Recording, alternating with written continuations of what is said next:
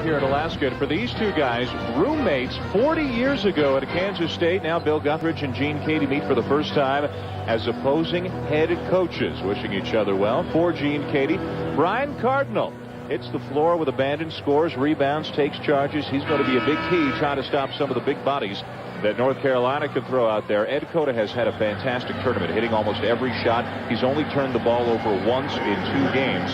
The floor leader for the Tar Heels.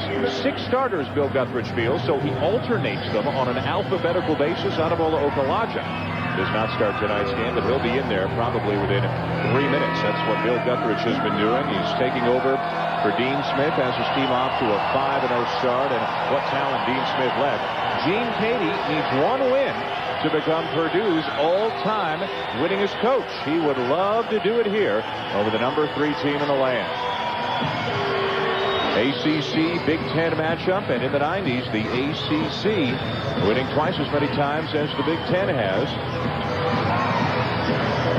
And right now, as you look at the 2 teams, both have been impressive, but North Carolina looks sharper, has looked sharper the last couple of days than Purdue has.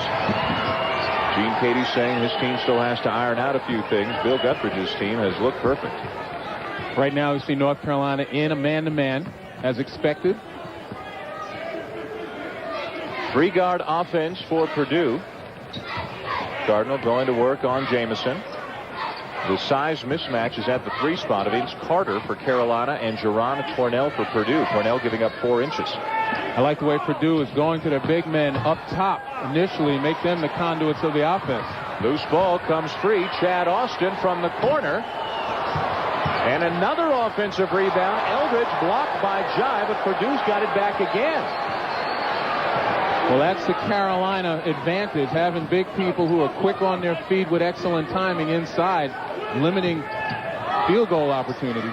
Cardinal, long 2-pointer, and Purdue finally hits one to take an early lead. And going back to the earlier point, as Purdue sets up in some full court pressure, you bring your big man up because people have to honor them. They're good shooters and good passers. Here's a good shooter, Shammond Williams, short on the 3, got his own rebound back through the hands of Jamison. When Purdue brings Cardinal and Miller up top, as I mentioned, they're good passers, they're good shooters. You have to honor them. That brings the big guys from Carolina out onto the floor, opens up the middle, and it'll be a good opportunity for Austin and probably Eldridge to kind of post up the guards. Eldridge, baseline to look for Miller. He'll take it over Jai. 4-0 Boilermakers. Makhtar Jai, not accustomed to playing people out on the floor. You can expect to see Brad Miller out there an awful lot tonight. All kinds of pressure from Purdue. And Carolina may just have gotten away with a couple of things, perhaps a walk, and then perhaps whose ball it should be on the out of bounds. Well, we talk about pressure and its impact, and certainly the immediate impact of turnovers. But again, continuing to wear a team down both mentally and physically. And if Purdue is successful, they'll keep it up. With everybody back from last year, Gene Cady stepping up the intensity and try to press 40 minutes baseline to baseline. Carter's been deadly from outside in this tournament, not close here. And Purdue with a 4-point lead on the run. Cornell pulls up for a 3. And another offensive rebound for a guard.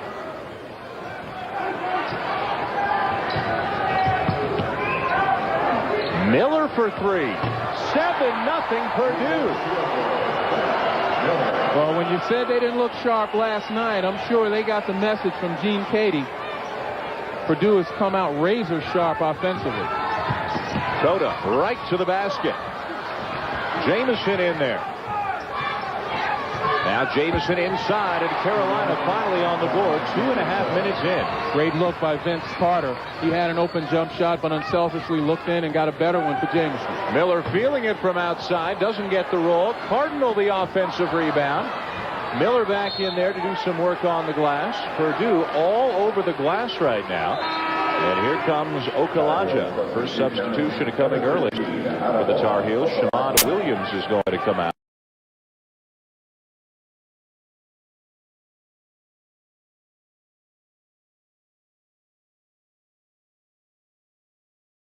Try and get involved on the offensive side, but missed the acrobatic alley-oop. Well, we talked about at the beginning of the telecast, Purdue would have to limit those opportunities for the alley-oop. The impact of the alley-oop as we see Cota with a clear vision, no one with a body on Okulaja. He just misses it. But the impact of the alley-oop is not only 2 points, but it also takes the confidence of the opposing team who's given up that type of situation, and it builds up the confidence of Carolina. Cardinal misses a three-pointer. Purdue taking a lot of outside shots early. They do lead by 5. See, when you get easy baskets like the alley-oop and the short one-footers, it makes it so much easier for the jump shooters later on because you shot a high percentage. Those jump shots fall a lot easier. There's Jamison, who's been working on that mid-range jumper. He misses. Okulaja missed the follow. And a foul on Carolina is going to send it the other way. Well, that's uncharacteristic of Okulaja. Misses an alley-oop and misses a gimme underneath. Carolina has been razor sharp as a team this year. They're shooting 60%. They're just 1 for 7 here so far tonight as Gene Katie goes to his bench for the first time. Mike Robinson is coming in for Jerron Cornell, and also into the game Gary McQuay for the Boilermakers. So Katie countering Guthridge's move. Purdue has gotten bigger. Look at the numbers for Carolina, 60% as a team through 5 games this season. But they haven't faced a team like Purdue, who has a lot of offensive capability, not only in the front line, but in the backcourt. Foul on Jai, and I know you think it's important for Miller, McQuay, and Cardinal to go right at those Carolina big men. Absolutely, and again, having the ability to step out on the floor and put it on the floor gives them a decisive advantage. That is the second foul on Jai. And Bill Guthridge only really comfortable with his top 6. Now Jamison got poked in the eye. He's all right. Purdue misses another shot. Tar Heels on the run. Cota to the foul line. Tries to get it by Miller. Jamada Williams getting set to check in. Jai with 2 fouls. Nice look for Okulaja. He can hit that 3. Trying to draw the foul, didn't get the call. Purdue the other way. Purdue looking to run in transition. A nice job by Jai and Cota to get back. Chad Austin off a screen. Eldridge, the left-hander for 3. Purdue, had they been hitting, they could have a really big lead at this point in time. They've had some good looks that haven't gone down. They have a little bit of impatience, though. That time Eldridge had better shots in his arsenal. Steal for Eldridge. Cota's going to let him go. Like that one. Left-hander went around the basket and dunked with his right. It's 9-2 Boilermakers. Again, we talk about the pressure. Sometimes teams relax once they beat that first wave. But Purdue, ever vigilant, playing the passing lane. They are forcing better than 23 turnovers a game this season. Okulaja, tough one, no. Rebound Austin. And again, they're running. Robinson off for McQuay. Offensive foul. No basket.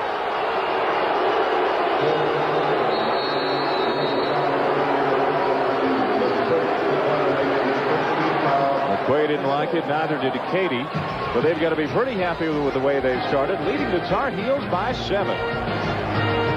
Boilermakers off to a good start, especially on the defensive end. They've already got a 7-point lead on Carolina left. Well, we talked about utilizing the big people for Purdue as conduits. You see Brad Miller on the back pick, moving without the ball. They get the ball outside, and again on a straight feed to him outside, putting it on the floor, forcing Maktar Jai to come out and play him. Miller's a great passer and a great shooter. Jai's got to honor him. Brad Miller off to a good start. The 3-pointer for him, just the 5th of his career at Purdue. But he looked pretty comfortable taking it. Took another one next time down the floor.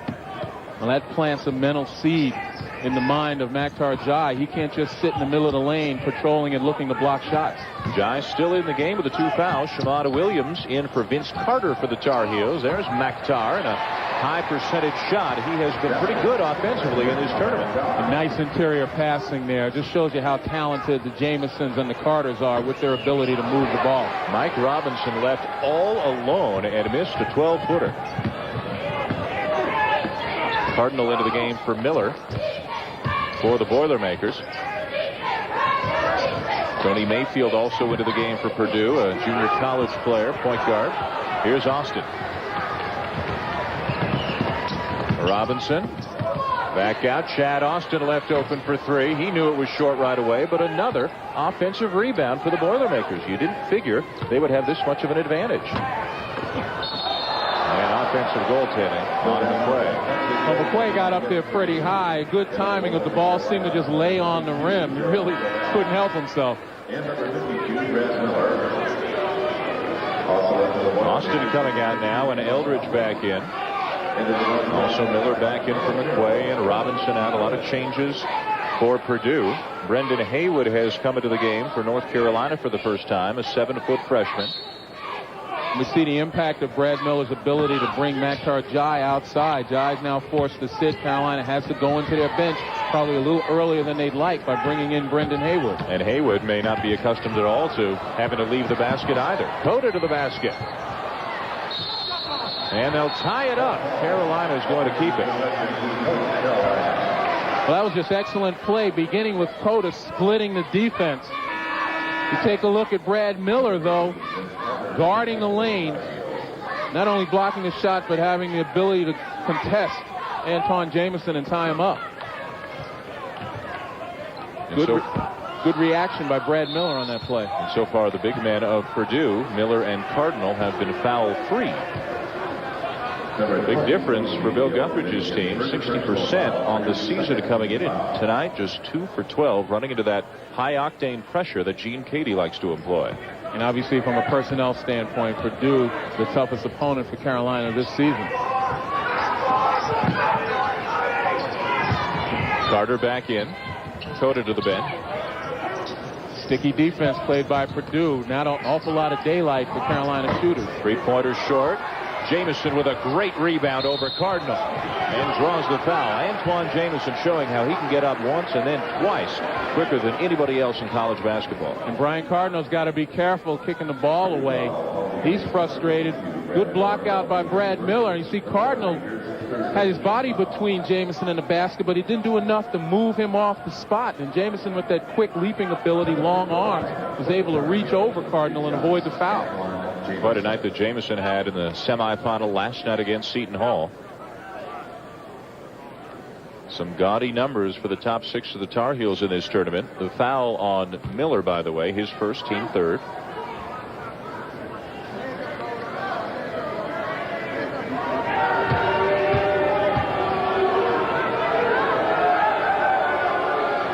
Jamison, the Tar Heel, credited with saying it was a shock when Dean Smith announced his retirement.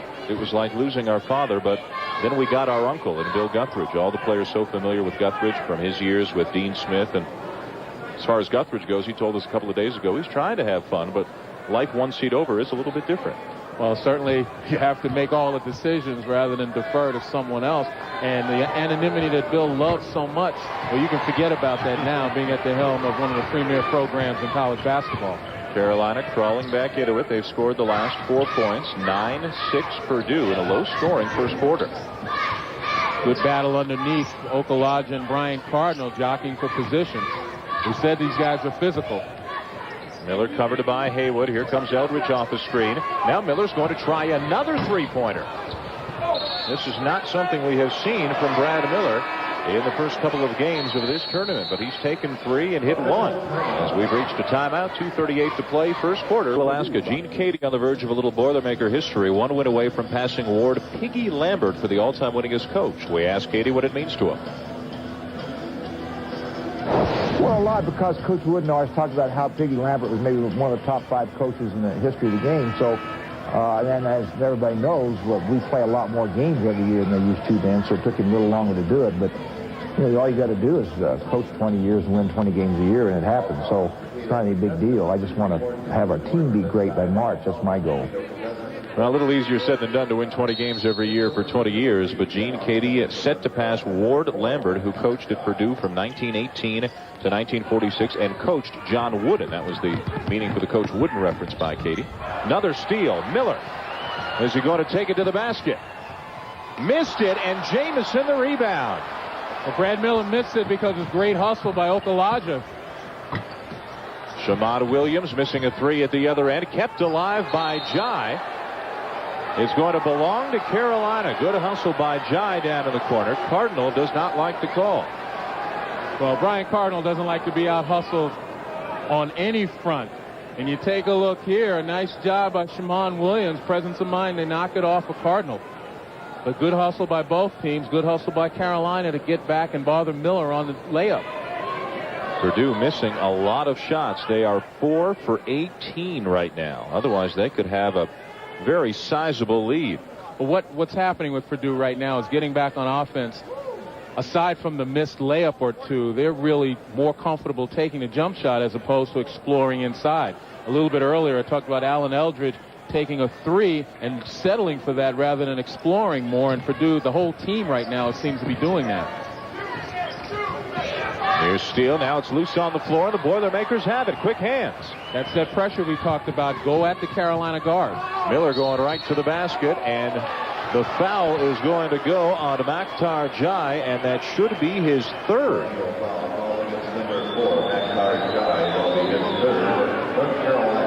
We talked about one of the keys were to go at the Carolina guards, Cota or Williams, both in the pressure, full court and half court, and Purdue did it just then. Now they got into their transition right away, entry pass inside, something they hadn't been doing most of this game. And with only 6 experienced players, Jai now comes out. Cota comes back in, but Bill Guthridge is going to have to use his reserves, probably Brendan Haywood, more than he would like. Well, another key we talked about was getting into the short Carolina bench. Brendan Haywood has great potential as a 7-foot freshman, but he's still a little bit raw, still not accustomed to the system. It's going to be a major test for him. We saw those numbers on Brad Miller, the steals and the blocks. He also passes very well. He may not have as much of an inside game as some other centers his size, but he's as versatile as any big man in the country. Cardinal hustles, but Williams has the loose ball. 4-point lead Purdue. Right now, Carolina's content with playing Okulaja at one of the big spots as well as Jamison. Okulaja, an excellent defender in the post as well as outside, and will create problems with his perimeter game.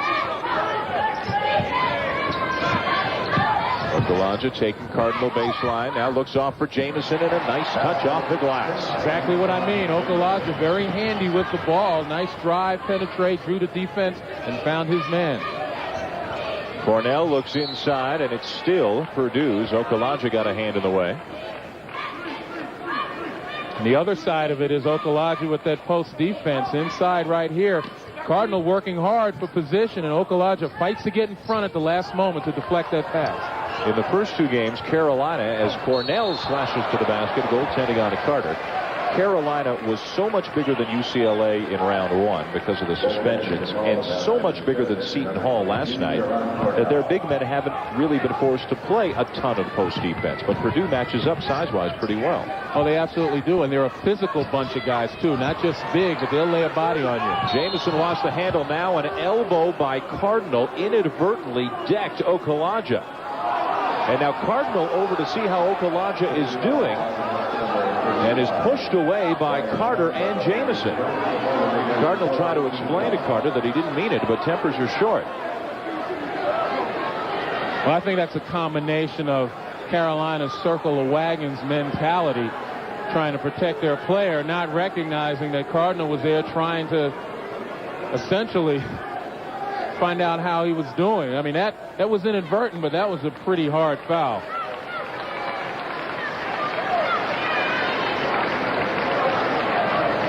Cardinal pleading his case to the official. We see Okulaja moving off. At game speed, it didn't look as bad as it did on that replay. It looked pretty bad on that replay. We take a look here. Cardinal getting the ball.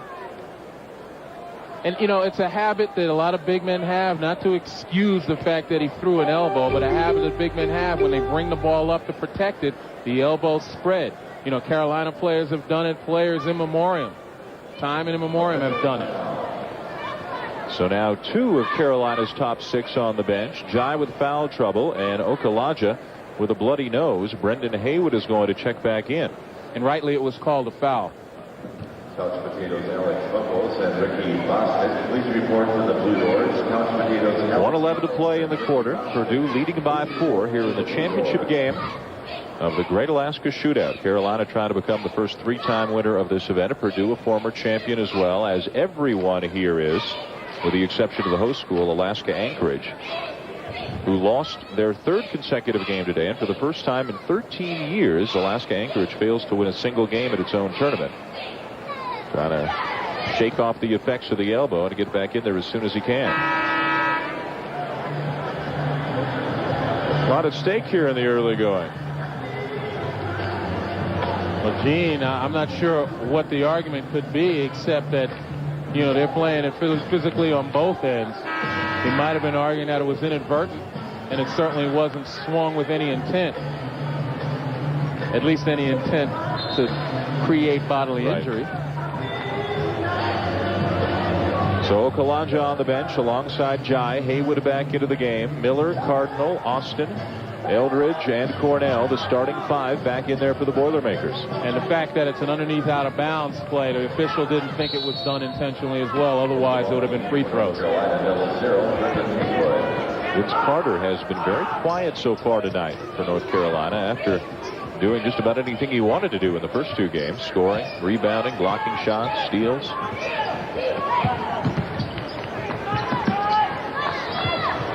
Right now, Carter's got a much smaller Chad Austin on him, but he's still not looking to venture down low. Shamad with a tough one. Will not roll in. Haywood underneath. And they'll tie it up again between the two big men. This time it'll go over to Purdue. Good job by Brendan Haywood moving his feet, getting in offensive rebound position. But instead of grabbing the ball, he attempted to tip it, and that's essentially what gave Brad Miller the opportunity to tie him up. Final minute of the first quarter. Purdue by 4. Eldridge.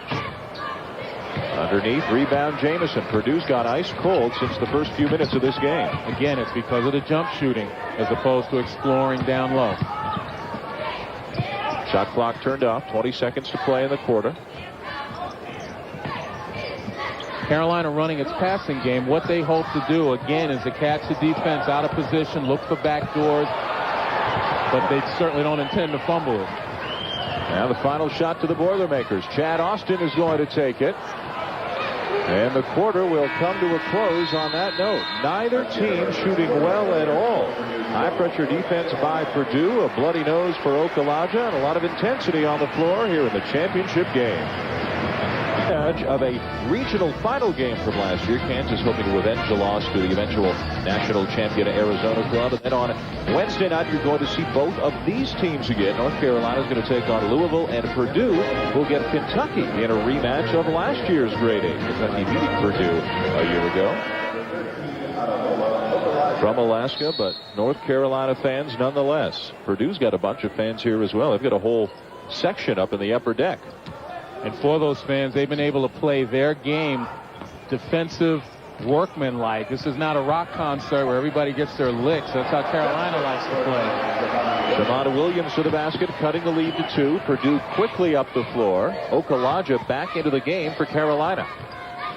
You know, both of these teams with gaudy game scoring averages certainly haven't been accustomed to playing at this particular pace. But again, right now it favors Purdue because they're the guys who have to work to get their shots much more so than Carolina. Lob inside for Miller, and he is fouled. Antoine Jamison does not like it. That time a great opportunity Purdue took in moving the ball to get it inside. At the other end, their pressure is doing exactly what Gene Cady hoped it would do. And again, it's wearing Carolina down mentally. You know, you're going to have the occasional fumble, the occasional pass that's thrown away, which create opportunities for Purdue to get some easy baskets. Miller missing the first. Jai on the bench with his 3 fouls. Probably won't see him the rest of the half. Gene Cady saying he expects regular double-doubles from Brad Miller this year. Senior season for both Miller and Austin. Purdue, the preseason favorites in the Big Ten. Carolina pushing it up the floor, trailing by 3. Jamison. And it's going to go against the Tar Heels. That was an example of Antoine Jamison doing something that right now he's not accustomed to doing. Putting it on the floor, driving, trying to make the play. You see he gets up and good shape, but he takes off a little awkwardly. 2 dribbles, not really used to putting it on the floor. And that is number 2 on Jamison. He comes out.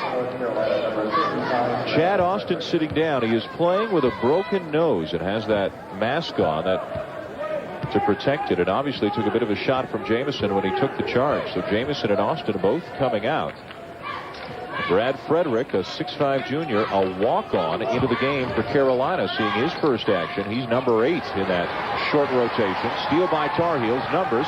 Cota with Shamon Williams. Pulls up and buries it. Carolina back within 1. That time Carolina changed up the defense, went to a zone, started to trap in the corner. Still in the 2-3 zone with Frederick in the game.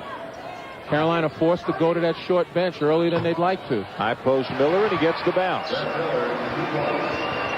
And with Frederick out there not being able to match up very well, they had to go to the 2-3 zone. Bill Guthridge knows he's going to need more depth than he's got right now once he gets into the ACC part of the schedule. It'll be interesting to see how Purdue plays Frederick if they just leave him and try to help, which McQuaid did, but came a little too late. 1 point game once again. Pace picking up a little bit here in the second quarter after an extremely low-scoring first 10 minutes. Both of these teams very high-scoring so far this year. Purdue up at 95 and Carolina 89.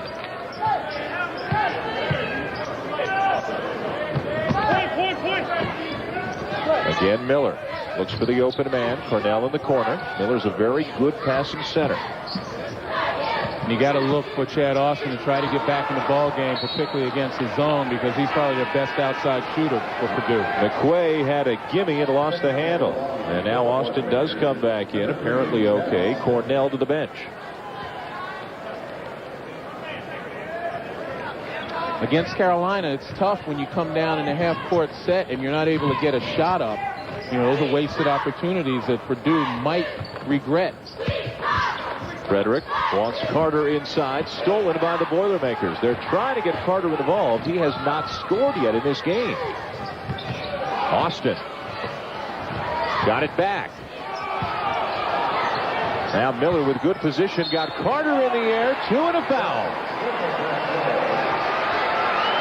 Excellent job of patience, waiting for Brad Miller to make himself available before feeding him. Take a look again. Good ball movement. McQuay waited for Miller to make himself available. Miller was behind Carter initially. Miller already with 11 points has a little extra incentive to play well up here. His sister, who lives here and played basketball for the University of Alaska Anchorage, is in attendance. And Miller hasn't seen her in about a year until this tournament, but getting a chance to play and play well in front of her tonight. He's got 12 of Purdue's 18.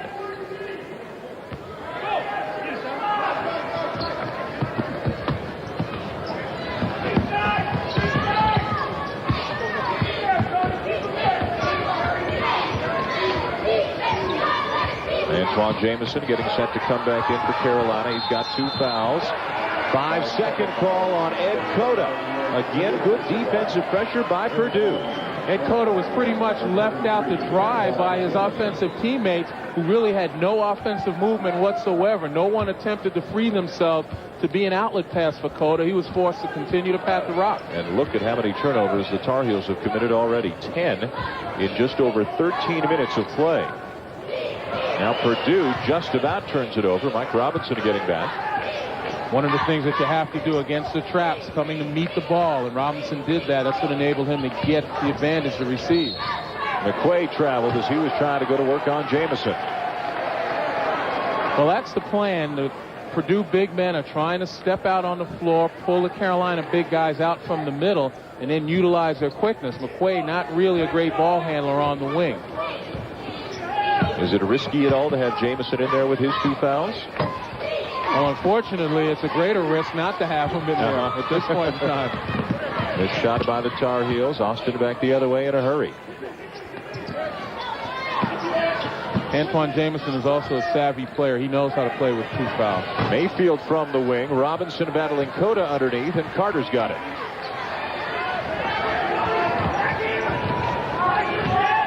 Purdue has just forced Carolina to look like a completely different team than they did the last 2 nights. Well, I'll tell you one thing that's happened. Purdue, as we see Jamison with the easy layup, Purdue has taken away the alley-oops, the ones, as I said, that give you a mental boost if you're on offense for Carolina. You get a couple of those, it makes the jump shots fall easier. Purdue's taken that away, and it's forced Carolina to work for their shots. Boilermakers by 2, and another turnover. Mayfield thought it was off Shamada Williams, but it goes over to the Tar Heels, who have yet to lead, but are back within 2. For Carolina fans here in Anchorage, their team down by 2, and one of the big reasons, high-flying Vince Carter, he's been grounded tonight. Well, he certainly has, and one of the reasons is Purdue is paying an awful lot of attention to him. He's been the recipient in past games of some high-flying alley-oops, but the way to prevent that is to keep sight of him, keep him in your vision, and also you see the double team with Chad Austin coming from the weak side. That's what he did last night against Seton Hall. He has been held scoreless so far tonight. And on the other side, Chad Austin has yet to score for the Boilermakers. It's a low-scoring game, just 18-16, 5.5 to play first half.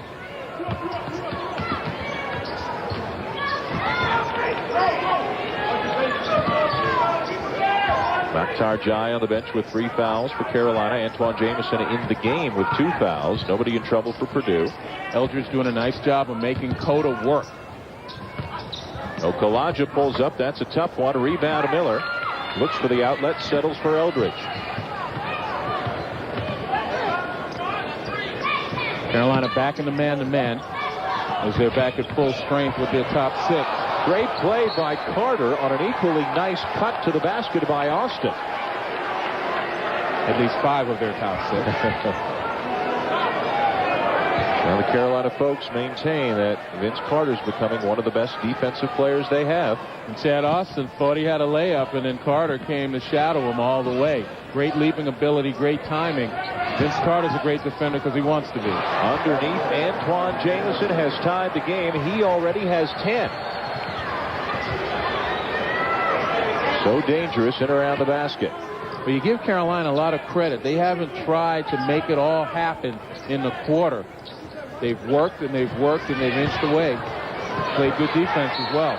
Still Purdue's Brad Miller with another rebound on the Robinson miss.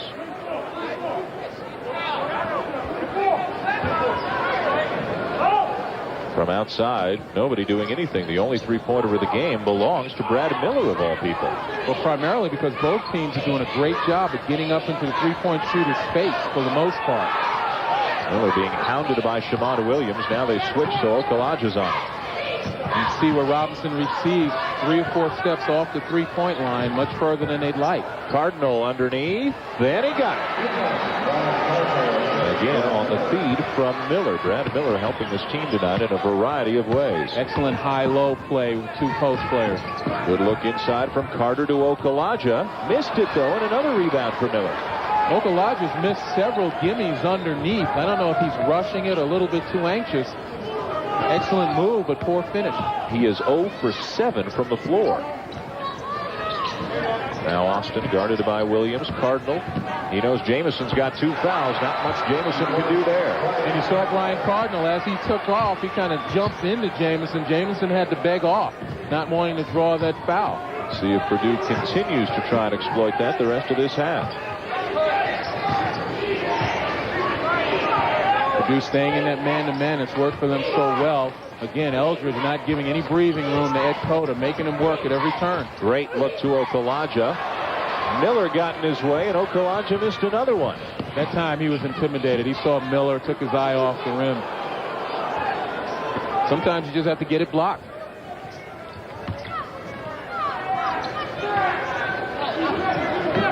Now Jamison guarding Miller. Miller looks for Eldridge, who went flying as he missed the shot. The Purdue fans not very happy with that turn of events. Okalaja trying to heat up. All the Tar Heels are cold right now. They trail by 4.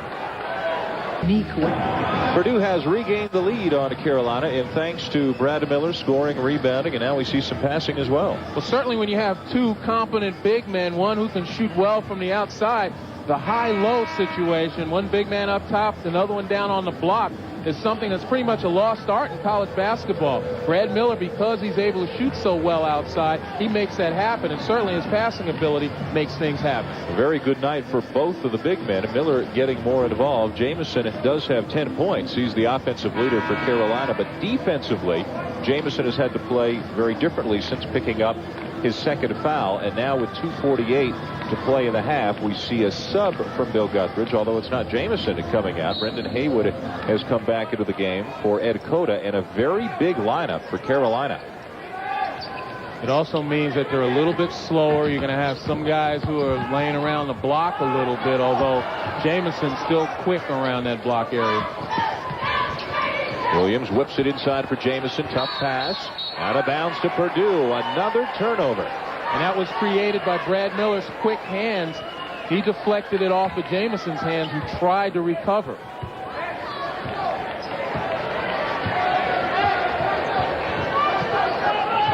Again, we're going to see Brad Miller try to draw Brendan Haywood outside. Haywood definitely can't guard Miller on the outside. He's going to have to give up a lot of room. That opens up the middle for a possible high-low situation with McQuay. There's Miller outside. And a foul is going to go on Shamond Williams of the Tar Heels. That'll be the 7th for Carolina. Watch ABC for the final 9 holes, the conclusion of the Skins game from La Quinta, California. 4 of America's top players are there, including Tiger Woods. Tom Lehman, though, is the big winner today with $130,000. Tiger getting by. Marco Mira and David Duval shut out. Marco Mira with $20,000. There's nearly $400,000 still to be won on the final 9 holes. Is it too late for us to get in on it? Wouldn't matter for me. You must play well. Me neither. But at least give me a shot. It's like winning the lottery, you know. At halftime here tonight, a fan who's been chosen in advance going to have a chance to win $1 million if he can sink 2 of 3 half-court shots. I noticed you were stuffing the ballot box on that one while you were practicing our shooting. If only I could get it that far. 6-point lead now for Purdue. Late stages of the first half. And more pressure. Yeah, Brendan Haywood is certainly a pressure release. He's big enough to be able to throw over the pressure. Carter wanted Jamison. Now Okalaja left open for 3. Big shot for the Tar Heels. One of the few times the Tar Heels shooter has been left open for that long. Okalaja sized up the shot, was able to get it underneath. Good rotation and dropped it. And he finally hits one after missing his first 8. Now Miller in good position. Got Haywood in the air and finishes. Brad Miller much quicker than Brendan Haywood. Look for Purdue to try to exploit that matchup. 14 for Miller. Little lob. Jamison inside. Got up in a hurry. And Jamison just about keeping pace with Miller. Jamison's got 12. And now Gene Cady wants a 30-second timeout.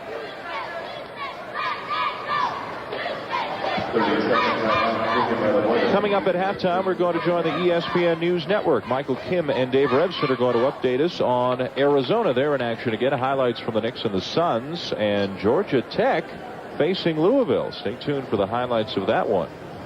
Just a minute and 19 seconds away. Dan, you were talking about getting it up in a hurry. Antoine Jamison has probably got the quickest leap in college basketball. And it's very difficult. It's almost as though he catches and goes up all in one motion. It's difficult to guard that. He's shooting just about 70% from the floor. A lot of them in close like that. He's added the jump shot that he's comfortable with. He's a weapon, to say the least. All he's got to do is work on putting it on the floor, picking it up, and putting it on the floor and finishing. But he gets that done. He's got the complete game going. Still Carolina trails despite the efforts of Jamison. One more look at his last bucket. Watch the receive and hits the floor and back up before the defense can really get set. Doing the 180 while he was doing it, too, to face the basket. 5 for 7 from the floor, 12 points, 7 rebounds already. And good thing for Carolina that he's had a good night, because Vince Carter is still scoreless. Well, the key to Antoine Jamison's game, aside from the quick approach to the basket, is his footwork. He gets himself in position to go to the basket. You talked about the 180. That's all footwork. He had his feet, the drop step, got his head and shoulders past the defender. He sits now for the final minute and 20 seconds to avoid picking up his 3rd foul. Frederick back in the game and Carolina back in the 2-3 zone. Eldridge with a 3-pointer and a 6-point lead for Purdue. Alan Eldridge looking to make Carolina pay for going into that zone. They've got some shooters out there. Cota into traffic, lays it in. Ed Cota continuing to have a dynamite tournament. Ed Cota, zone breaker extraordinaire, but look for him. Cardinal got it. Look for Cota by Brian Cardinal. Look for Cota again to try to take this thing over. Control the ball, find people. Here's another steal. Alan Eldridge. Second time tonight.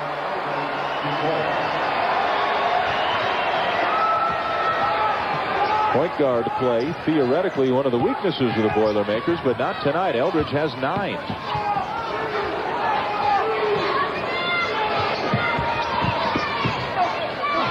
Shamada Williams short with it. Austin got the timeout called. It will be a 30-second timeout.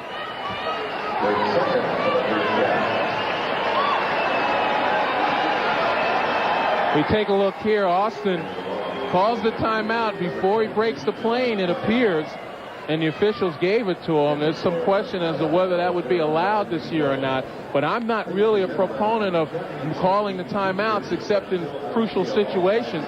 Getting the last shot is a crucial situation with 9 seconds left. That's the senior leadership right there, cognizant of the time and the score situation. And already with an 8-point lead in what has to be considered a bit of a surprise here against Carolina, they can pad that lead a little bit. I thought for sure that Carolina would try to keep the ball in Ed Cota's hands. He's much better at creating for Carolina than anybody they have on the floor right now, but they've been content to try to move the ball around. Final shot of the half to the Boilermakers. Austin's going to try and do it himself. He'll have to throw up a prayer from the corner. Wouldn't have counted had it gone. But Purdue smothering Carolina, leading 33-25 at halftime of the championship game in the Great Alaska Shootout. Purdue by 8 right now. Stay tuned at halftime. We're going to join the ESPN News Network next. At this time,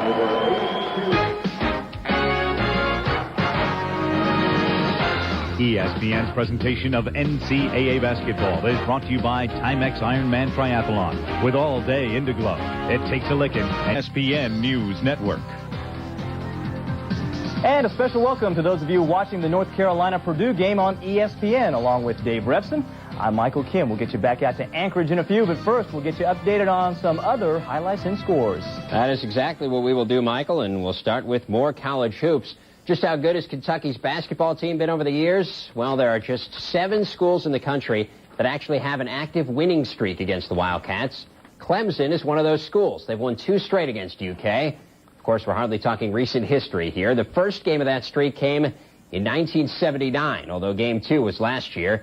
Heck, Loyola of Chicago is one of the other teams, and they haven't played the Cats since 1964. This game 2 of the Premier Classic in Phoenix.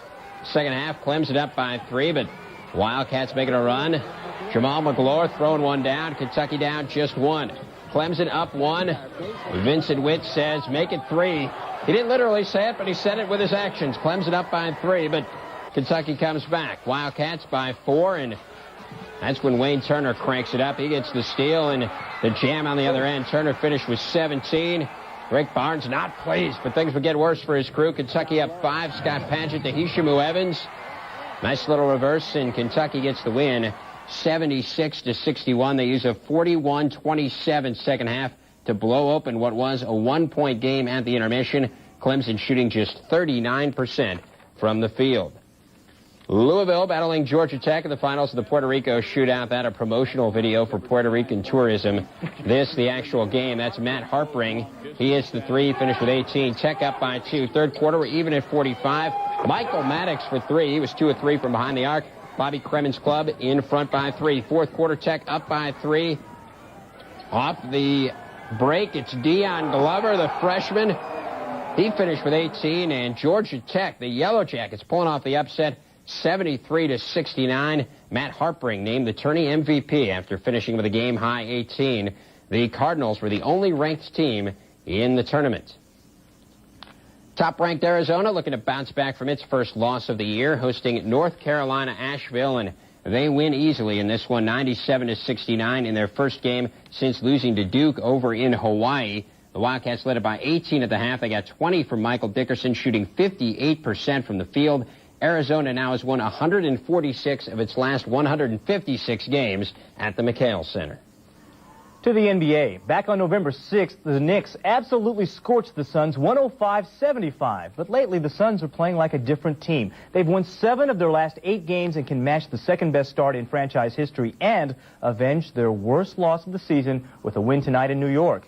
As Ricardo Montalban said so eloquently in Star Trek, The Wrath of Khan, revenge is a dish best served cold.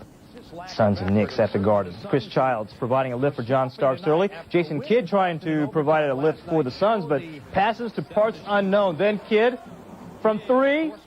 The air ball. Childs ahead for Starks. The easy 2. 22 for Starks. He led the Knicks in scoring. Meanwhile, Danny Ainge's Suns with a franchise-low 27 points in the first half. Fourth quarter now, things get a little crazy or a little sloppy, depending on your point of view. The ball finally makes its way to Steve Nash, who rifles the pass down low for Cedric Ceballos. The two-fisted finish.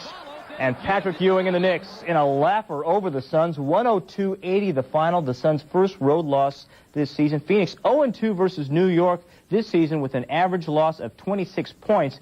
Meanwhile, they're 9-1 versus the rest of the NBA. The Knicks have won 8 games by 20 points or more this season, and no team has yet to score 100 points against New York this season. In other action, Hornets and Hawks. Steve Smith back in action after missing 3 games. First quarter, Smith, a nice pass down low for Mookie. Hawks up by 10 after 1. Second quarter, time running out. Christian Laettner at the buzzer, the long jumper, and Duke is going to the Final Four. Hawks up by 10 at the half. Sorry about that. Third quarter, more Laettner into the paint. Oh! Christian Laettner says, I'm Spartacus. End of the third, time winding down. Smith nails the three-pointer. 23 points on the night for Smith in his return, and the Hawks win it 98-80. Atlanta, by the way, 12-0 with Steve Smith in action. They're 1-2 in the 3 games he missed. Glenn Rice had 19 for Charlotte. The Hornets are 9-0 when he scores 20 or more, 0-5 when he doesn't. We're at halftime of the championship game of the Great Alaska Shootout. Purdue leading North Carolina 33-25. We'll be right back right after this break.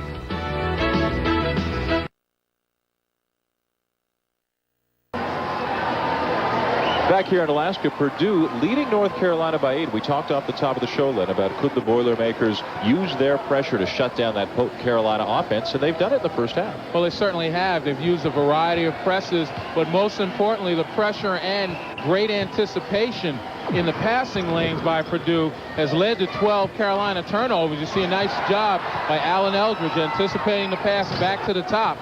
And you also have Brad Miller. His ball handling and his outside shooting ability has created all sorts of problems for Carolina's big people. Brad Miller's had an outstanding first half with 14 points, some nice passes. He's rebounding the ball. Antoine Jameson's been about the only answer offensively for Carolina. He has 12 of their 25 points. 2 players, one on each side, who you would expect to score a lot but haven't. Chad Austin for Purdue and Vince Carter for Carolina. Carter averages 16.5. Austin nearly 20. Neither one has scored. Well, Purdue has done a great job of limiting inside opportunities, and Carter has been non-existent with that alley-oop. Chad Austin, he's gotten the shots, hasn't been able to put them down, but he has still done an excellent job defensively. Can Carolina find some new answers offensively here in the second half as they try to beat Purdue for the title here in Alaska? We'll tip off the second half when we return.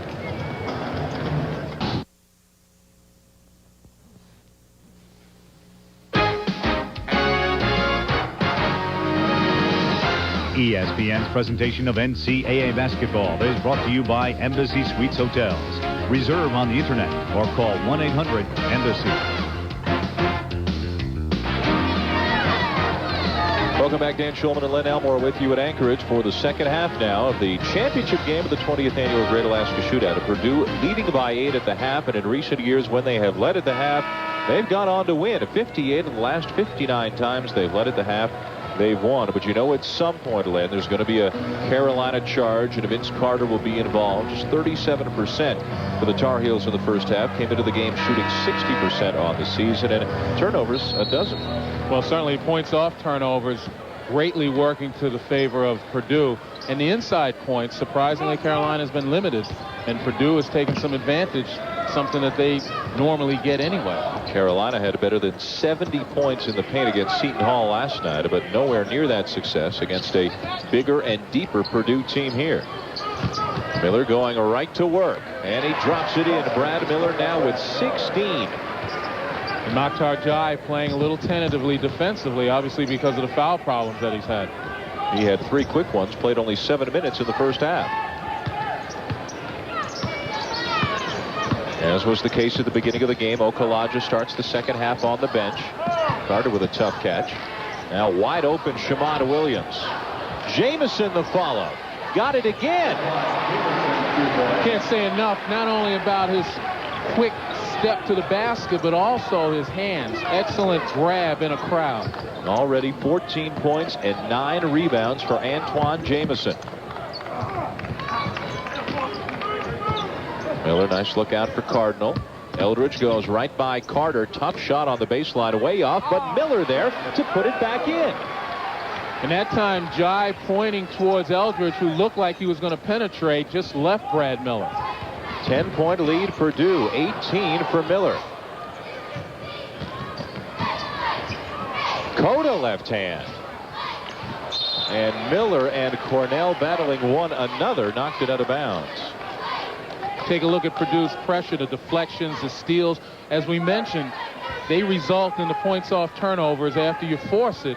You know, that's something that wears on a team, and as time goes on, Carolina with that short bench, you're going to see them kind of tire even mentally and make some errors that they normally wouldn't. Shamon Williams misses another 3, and now Jai is fouled by Miller. It'll be Miller's second. They could have used Shamon Williams heating up from the outside. Well, the sleeping giant at this point, obviously not intentionally, but because of fouls, may have awakened. Jai may decide that, you know, despite the fouls that I have, I'm going to have to go and have some impact for the time that I'm involved. He's had a couple of good games here with 12 points, a career high in one of them. Just 2 tonight because he was hardly on the floor in the first half.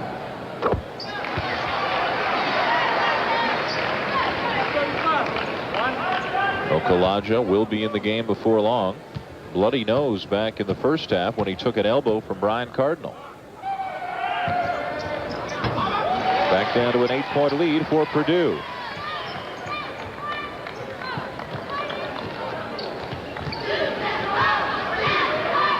At no point in this game have the Tar Heels led. Eldridge.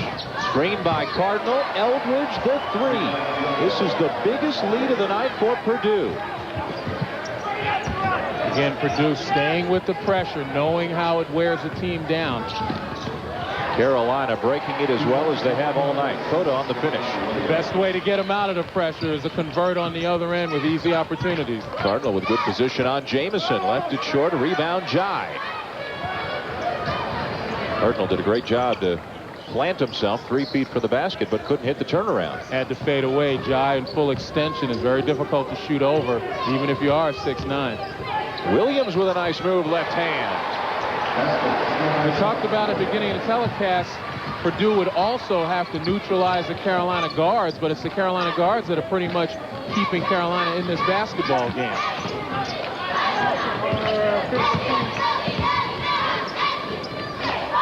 Cornell launches. Miller tips it. Cornell, and back to Miller again. Another second opportunity. Chad Austin. And Miller, another rebound underneath, and 2 more points. Brad Miller's got 20. Great recognition by the big man. Recognized that Austin was going to take the shot, and rather than stand around, went right to the weak side board. Brad Miller stepping up his game. Shamon Williams finally hits a 3-pointer. And finally gets an open look in the half-court set. Cardinal and Austin quickly down the floor at the other end to make Carolina pay. And that's got to be frustrating. You come down, you make a good play offensively, and right away, 2 quick passes, the other team gets a layup. You know, if Carolina's going to shave this deficit, they're going to have to do it on the defensive end. Multiple substitutions coming for both teams. Shamon Williams again in traffic, and now Shamon is heating up.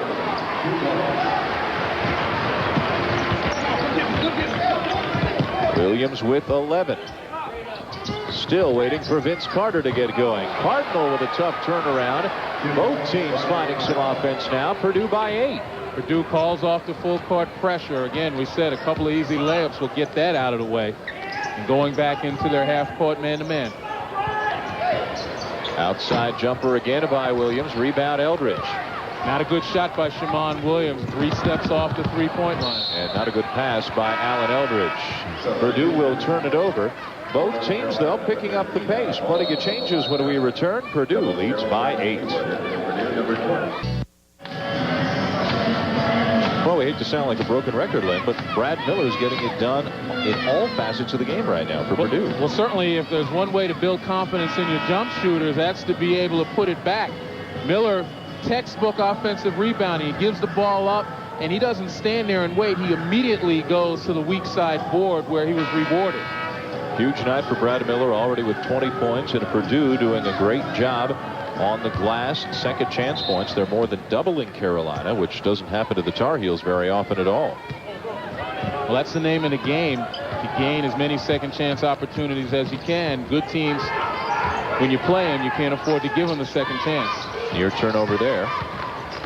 Shammond Williams taking the shot every time down the floor. Here's a second chance as Okalaja comes up with the rebound. He and Haywood have both returned for the Tar Heels. Robinson, Mayfield, and McQuay have come in for Purdue. Now the lob for Haywood inside. Miller with 2 fouls. Just stands him up, and Haywood drops it in. Good hands, good eyesight by Haywood that time. The young freshman is starting to get the hang of it. 7 foot, 265. Turnover. Those are the kind that hurt. An easy entry pass that was muffed. Bad pass inside by Robinson. Both teams shooting much better here in the second half. Cota flying in there. He likes that little runner. Well, he's getting an awful lot of room. He pretty much has his way out on the floor getting around his man, and none of the help is stepping up. They're all staying at home, anticipating a dish. Chad Austin still waiting for him to score for Purdue as well. Came in averaging nearly 20 a game. Miller's got 20 already. Now McQuay from 15. And to the glass goes Okalaja. Trap gets out of it. Carolina's got a chance to cut into it a little more. Jamison. And there on the other end by Carolina, taking advantage of a straight entry pass with a defender on his back. Antoine Jamison doing what he does so well. He's got 16, and Carolina's back within 2. Miller hits the cutter, lost the pass. Okalaja back the other way. Carolina can tie, maybe take the lead on this possession. They haven't led in this game.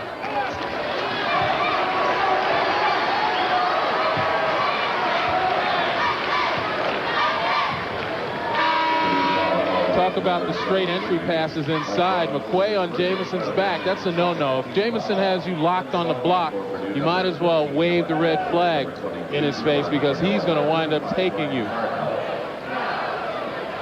What a huge night for him. He's near a double-double already. Vince Carter back in for the Tar Heels. Cornell's come back in along with Cardinal for Purdue. Brad Miller's gone to the bench.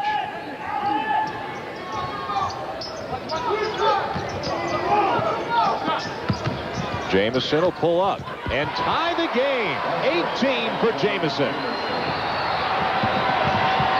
An 8-0 run for Carolina. They have yet to lead in this game.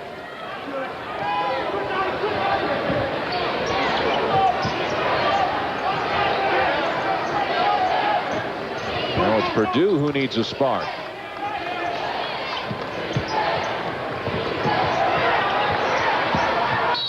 Still belongs to the Boilermakers with 14 to shoot. Momentum swinging the way of the Tar Heels. They're up off their bench in a hurry here. Antoine Jamison doing it all for North Carolina tonight.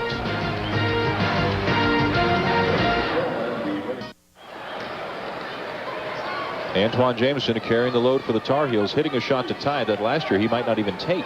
Well, certainly the great ones find a way to beat you. We talk about Antoine Jameson on the blocks, but here he gets an opportunity to put it on the floor. One dribble, squares up nicely. And as you mentioned, this is something he's worked on over the summer, and it's been talked about. Nice touch, great rotation, and this is a guy showing his Player of the Year package right now. Carolina tied with Purdue at 46. Late stages in the third quarter. Brad Miller on the bench has 20 for the Boilermakers. Jameson has 18 for North Carolina. And you can bet Brad Miller won't go on the bench long. Chad Austin on the bench as well for Purdue. Cornell threw it to the corner. The shot clock had already expired. Boilermakers coming unglued a little bit. Well, right now, they need some leadership. Somebody is going to have to come out, settle that team down, particularly on the offensive end. Defensively, it's a question of keeping Ed Cota in check. He's created all sorts of havoc with his ability to penetrate. And as you say that, both Austin and Miller get up off the bench to come back in. Jai with an offensive rebound. Cota has the pass knocked away. Here comes Miller and his 20 points. Here comes Austin and his 0 points. That's a shocker. Well, in some part, and in his defense, that mask seems to have been bothering him, getting whacked on the bridge of the nose earlier. You know, I'm sure he's got a painful situation there, but Carolina's done an excellent job of shadowing him. Chad Austin has had very few open shots on the perimeter. Cota out for Carolina. Can the Tar Heels take their first lead of the game? Jameson. Vince Carter with his first points of the night gives Carolina its first lead. 2-3 zone now. Carolina's gotten the lead. And they're going to look again to play the perimeter, force Purdue to beat them from outside. And Cardinal does to tie it again. Two outstanding teams. Carolina ranked number 3 and Purdue number 5. Both are unbeaten at 5-0. Maktar Jai feeling it offensively. Traveled before the shot.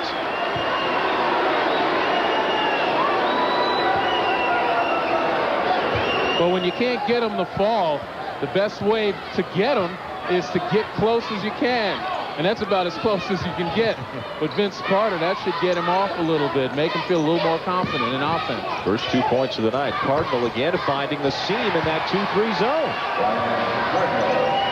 So valuable to have a big guy who's able to catch and turn and shoot like that against the zone. Brian Cardinal quietly with 16. He and Miller have combined for 36 points. Now Eldridge holds Okalaja. Number 15, Alan Eldridge, picks up his first personal foul, Purdue's 13th foul. Vince Carter finally getting going on the putback, coming in averaging nearly 17 a game, and higher than that in the first 2 games here of this tournament. He's been on fire, scoring at will until tonight.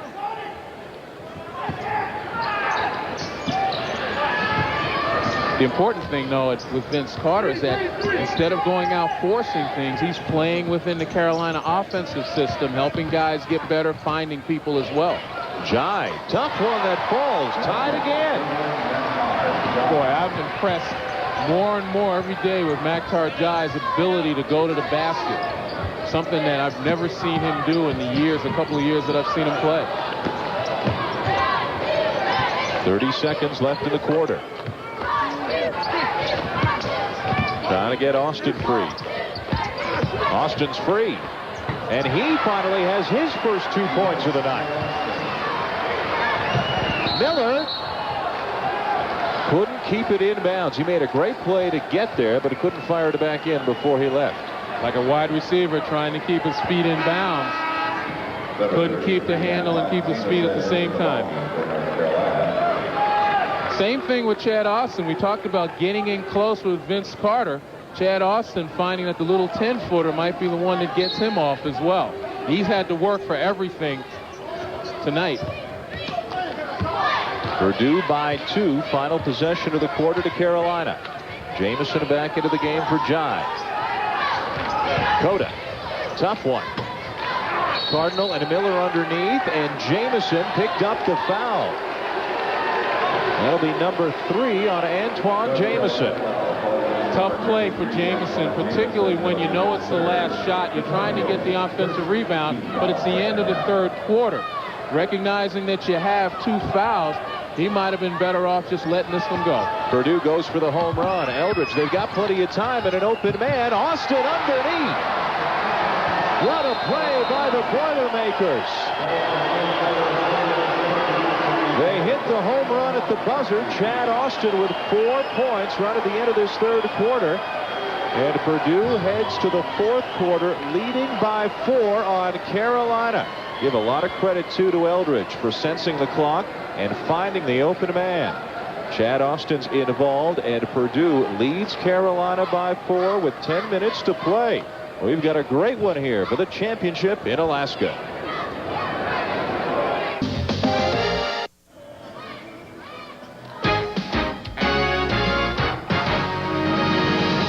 ESPN's presentation of NCAA basketball is brought to you by the new Dodge. It's about change. And by the Canon Optura digital camcorder, leader of the new world.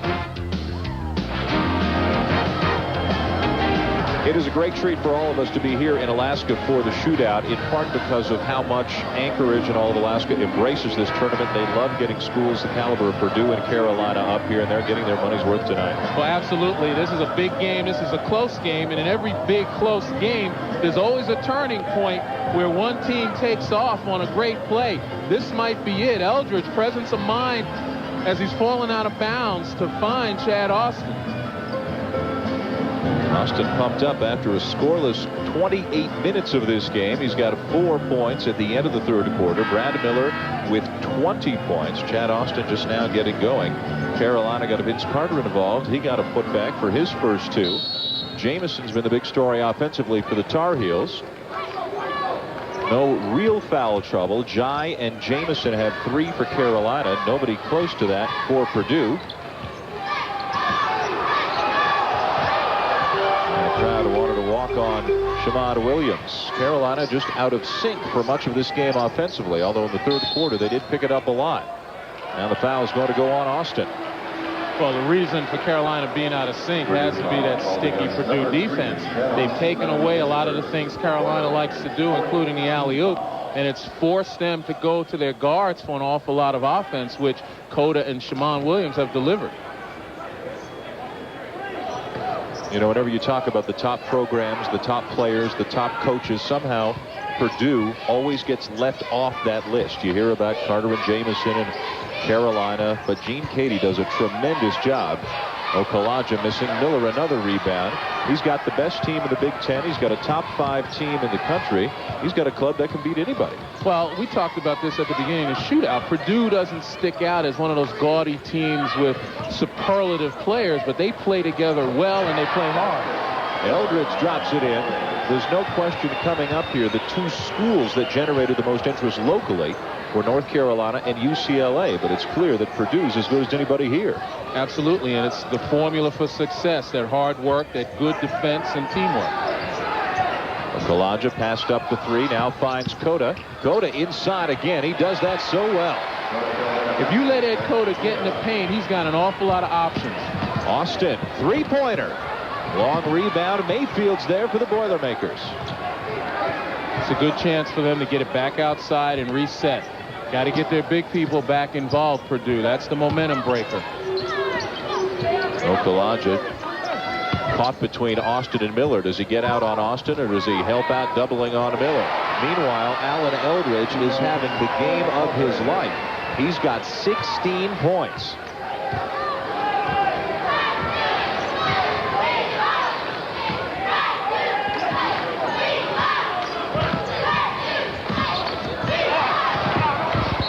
It's still Carolina's Shamada Williams and Ed Coda coming together. Well, Alan Eldridge is a guy that you don't expect an awful lot of offense out of, only averaging 6.5 points, but he's found opportunities and he's stepped up, especially in the breach where Chad Austin hasn't been able to get off. And for Eldridge, the 16 tonight to represent a new career high. And with Austin having only 4, they've needed every one of them from Eldridge. He's gone to the bench. Mike Robinson back in. McQuay in for Cardinal as well. Jamison inside, triple teamed and scores. Well, that time Brad Miller was out contesting Maktar Jai's pass way out on the floor. You know, I think he might be better served stepping back in the middle and helping out on Antoine Jamison. One-on-one with Jamison, you're going to lose. Miller squares up. Now off to McQuay. Plenty of time to shoot. Purdue by 4. So many touches for Miller every time down the floor. He's their best passer. He certainly has the ability to shoot outside. Missed it. Got it back. Up again. Got it. And he's fouled. Brad Miller having the game of his life as well. And then yesterday we talked about Brad Miller not finishing strongly against UMass. But today, I think he got the message. Second chance opportunity, going up strong, using his wide, broad shoulders very well. Another look at it here. He misses, but continues to go after it. Again, blocks Jai off with that shoulder. Jai his 4th. Miller with 22. And 9 rebounds and 6 assists. And there's big sister Renee, the former player here at Alaska Anchorage, who still lives here in Anchorage, and she's having as much fun as anybody in the building. Little brother's got 23. Jai to the bench with his 4th. Miller gets a rest. Purdue by 7.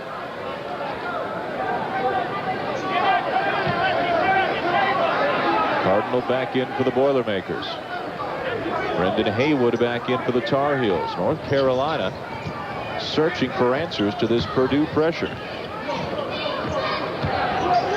It's really been Cota and Jamison, the only two who have been able to do much. Jamison again, he's unstoppable right now. 22. And again, perimeter play, putting it on the floor, dribbling to his spot.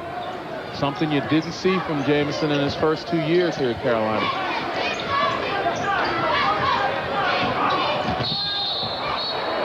The call's going to go against Shamad Williams, and it's the only surprise is that it took us until the 4th quarter to see Brian Cardinal laid out on the floor. Well, he picks his spots, but Brian Cardinal's as good as anyone in drawing the officials' attention to the contact. Take a look here on the pick. And see, it's a dead giveaway when that head snaps back before a guy falls. And, you know, I'm really surprised. But, hey, like I said before, he does what it takes. Missed by Purdue. Cota, nice push ahead to Shamond Williams. It may be November, but we've got two teams who are pretty enthused and pretty intense about this game tonight. Well, these two teams, as good as they are, they have as much pride as anybody in this country. And like you said, this is November, but this is for bragging rights as much as anything else. Mike Robinson coming off the screen, missed the 15-footer. Carolina wants to push it again. Cota's up there waiting for it. You see Brad Miller running back to the scorer's table, ready to come in. They can't afford to have him on the bench too long. Haywood inside. No. Loose ball, Purdue. Tough break for the freshman, although that's one of those you gather yourself and you rip the rim down. Nobody on Purdue would be able to hold him down at 7 foot 265. Inside 6 minutes to play. Holding Haywood down would be like trying to hold down those Thanksgiving balloons on a windy day. He's a huge guy, and just 18 years of age just 2 days ago. 5 to shoot it. Long three, no. Tipped away, and Shamon Williams has another freebie, and it's a one-point game. And not just buckets for Carolina, but buckets that get the team and the fans up on their feet. Back-to-back jams by Williams. Yeah, Shamon could have just as easily laid it up, but he wanted to add some emphasis.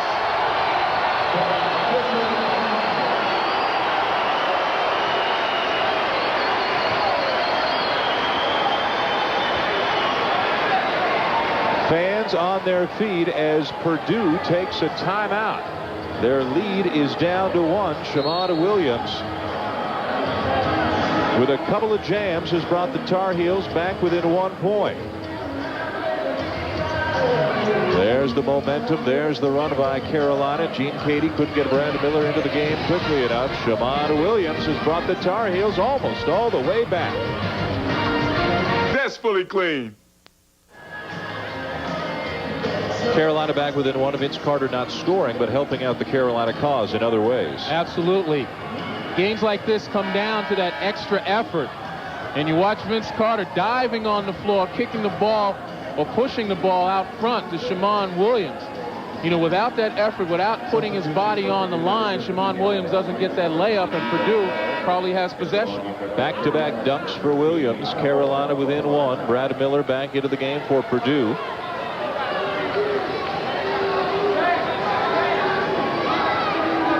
We have 5:09 to play in the fourth quarter.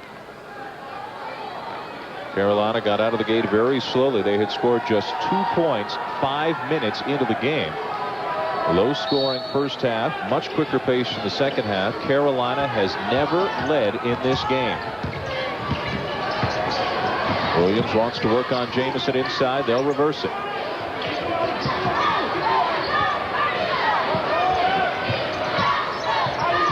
Cornell. Carolina's ball. Good work by Shammond Williams at the defensive end. Excellent hustle by Williams. Purdue, though, getting a little careless with the ball. They've got to start running stuff that goes to their strength, and that's Brad Miller. Now a turnover by Carolina. Cota just led Williams a little bit too far. Much better shooting in the second half. Both teams, last time down the floor for each, though, costly turnovers.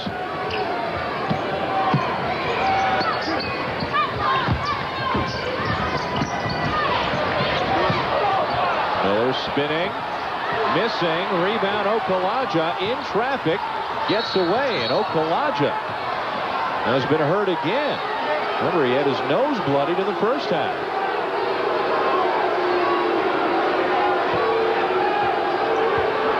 See Miller with the spin inside. Okulaja grabbing the rebound. And Brian Cardinal just doesn't know when to quit. Okulaja winding up with a headache number one. Been a tough night for him. I wouldn't think Brian Cardinal is the most popular guy among opponents at the end of the night. But they know he's there. They won't forget him. Carter, top one. Carolina leads.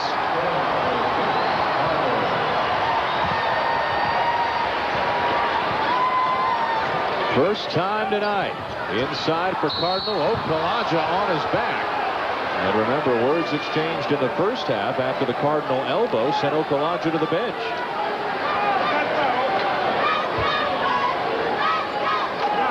Take a look here. Vince Carter, we said he wasn't really clicking offensively. Tough shot. But if anybody's going to make that, it's Vince Carter, the best athlete on the floor for Carolina. On the other end, the Okulaja revenge. Brian Cardinal with a nice fake gets Okulaja off his feet, and I got a feeling that Cardinal would have hit the deck even if he was just barely touched and still drawn the foul. Cardinal to the line, getting better and better. Did not score at all against UAB. One thing that Purdue did extremely well against UMass, really the reason they were able to win the game, is shoot free throws. They were 30 for 34 as a team against the Minutemen in the semifinal.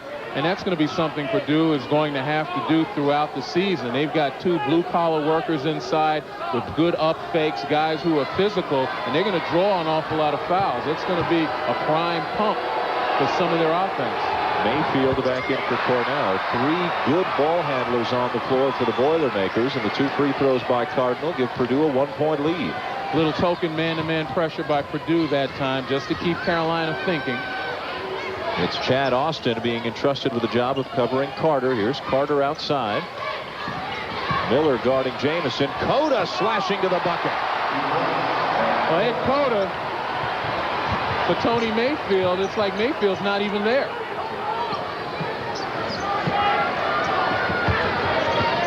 Cardinal will take it. Rebound Austin. His offensive rebounds have been key for Purdue tonight. Austin for the lead. Rebound Carter. Nobody underneath the basket that time. I've seen Chad Austin play a lot in the last year or so, and one thing I've noticed, his jump shot is flat.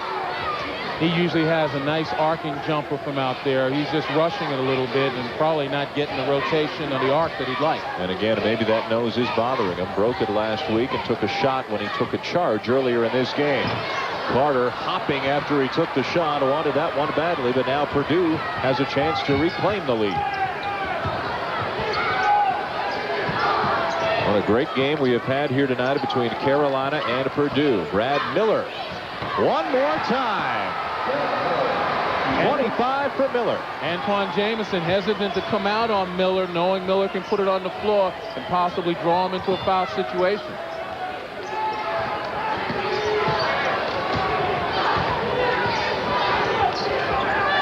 Look at the fight inside. Miller fighting to get in front. NBA distance three-pointer, Shammond Williams. He's got 18 all of a sudden.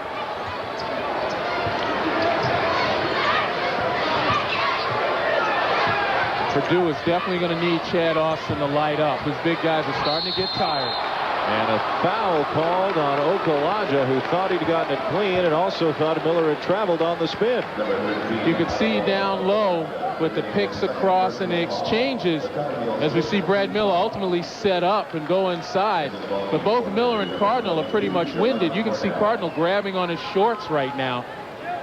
You know, it's taken a lot out of them to try to play the big men for Carolina. And down the stretch, you're definitely going to need Chad Austin's offense because these two guys might be spent. There is a full timeout coming at the next stoppage. As Miller hits the first, he's a good free throw shooter. If he makes this one, he'll tie the game and give himself a rest for a minute. Well, if he knows that, it might give him some incentive, as if he needed some. What a night he is having. Got them both. He's got 27. Career high is 31. Gene Cady, senior, is keeping him in. Who's going to win the title? Carolina for the third time or Purdue for the second? What a big night for the big men, especially Brad Miller. You can see the assists as well, but without Jamison or Miller, each of their teams would be in trouble because Vince Carter's been held in check. Chad Austin has been held in check. These guys are carrying it. Well, they're certainly doing what they're supposed to do. They're the focal points of both teams. Gene Cady talked about expecting a double-double from Brad Miller every night. You know, it's quite an accomplishment to get one of those against a team of the caliber of North Carolina. And Antoine Jamison, what can you say? Big basket after big basket, and he's done it pretty much without the help of his running buddy, Vince Carter. Just a minute 40 to play. In the last 3 minutes, there have been 2 ties and 5 lead changes in this game, and it's tied right now. Carolina looking to explore the defense, see what it gives them. Williams wants the three, and he buries another one. Back-to-back threes by Shammond Williams. Let me take that back. It's not see what they give him, see what they can take. And Shammond Williams has pretty much been seizing the opportunity. He is on fire in the second half. And now Williams draws a foul down at the other end. That time the foul was called on Brian Cardinal for a block on the baseline, trying to free up the jump shooter. You take a look here. He's got the room, almost too much room. Jerron Cornell giving up much too much room to Shammond Williams. 42% shooter from three-point range in his career, and there's Cardinal sliding and giving a little hip check to Shammond. 30-second timeout has been called. Williams with 21, 9 for 18 from the floor. He's got 3 of Carolina's 4 three-point field goals and a 3-point lead now for UNC. Big possession right now. Obviously for Carolina, being up 3, they can push out the lead. But more importantly for Purdue, they've got to make a stop right here. One, obviously to get possession, but certainly to kill any momentum that Carolina might have. You can expect Carolina possibly to run their passing game, something that creates a lot of confusion with opposing teams, winds up in some mismatches, and then ultimately Carolina can exploit those mismatches and their quickness underneath. Just one change, and those on the floor. Mayfield in for Purdue in place of Cornell. They're going to try to pressure the inbounds. You talk about passing game. You look for Carolina to do a lot of picking away, a lot of picking down. They just seem to spread the floor right now with Shammond Williams. Maybe take a little time off the clock. They've got two great ball handlers in Williams and Cota. Both do and can play point guard. 20 to shoot, 50 in the game. You know, this could be a momentum breaker, too, for Carolina. You start slowing down, guys start standing around. Cota going to do it himself. 6 to shoot. Okalaja had it knocked away, got it back, and the shot clock will expire. That's exactly what I mean. When you start taking time off the clock after you've gained momentum, when you try to spread the floor and to milk that clock, you get guys standing around. Carolina was not going to get a good shot. Excellent defense by Purdue. Shot clock turned off. Purdue with the ball down by 3. Miller baseline around Jamison. He's got 2 more. It's a 1-point game with 16 seconds to play, and the Boilermakers take a 30-second timeout.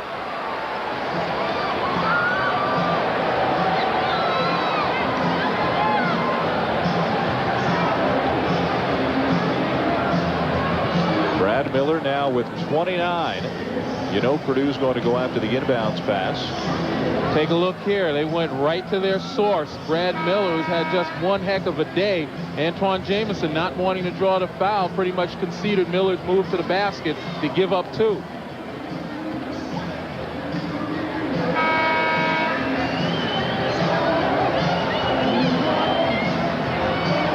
What a game it has been between Purdue and North Carolina. Purdue leading by as many as 11 early, now down by 1. Boilermakers have 1:30 remaining, Carolina 2. Both teams under the limit right now. Carolina gets it into the hands of Carter. And a foul coming. Shammond Williams is hit. He almost got that ball away before the foul. Down to 10 seconds. 6 seconds came off the clock. And remember, that's just the 6th foul on Purdue. They've got to do it one more time to send the Tar Heels to the line. Precious seconds ticking away. Jamison, and Eldridge wraps him up, and an intentional is called.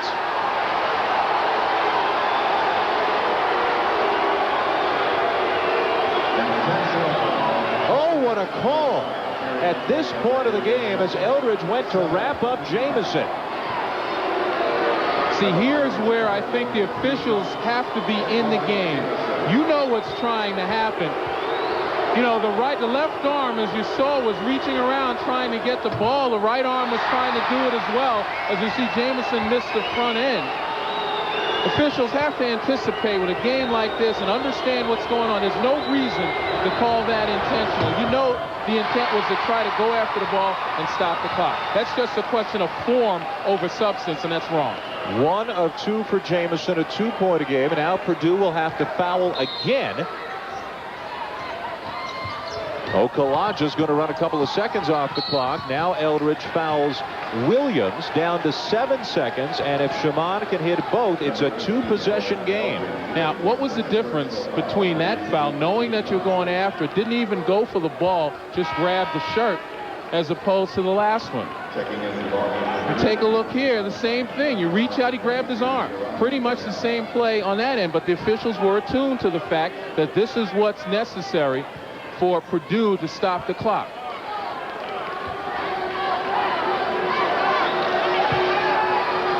You don't want to make too much out of an official's call, but it's tough when it takes away an opportunity. Shammond Williams hits the first.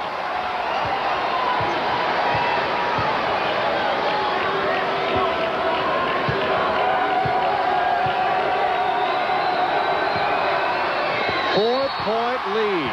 Shammond Williams has been huge in the second half. Now up to 23 points on the night. Some big three-pointers, 2 big free throws there. It's a 4-point lead, and how pivotal that intentional foul call turns out to be. Well, it's just a shame that a game is decided on a situation like that. Most folks here, I'm sure everybody at home, would have liked to see this thing settled in play. as opposed to on a call like that. And as I mentioned before, there was no difference between the succeeding foul and the one that occurred. And you can't rewind the clock now, but theoretically, Purdue could have the ball down by 2 instead of down by 4. And that's what I mean. It's decided by play as opposed to a particular call. A reminder that Sports Center comes up next immediately following this game.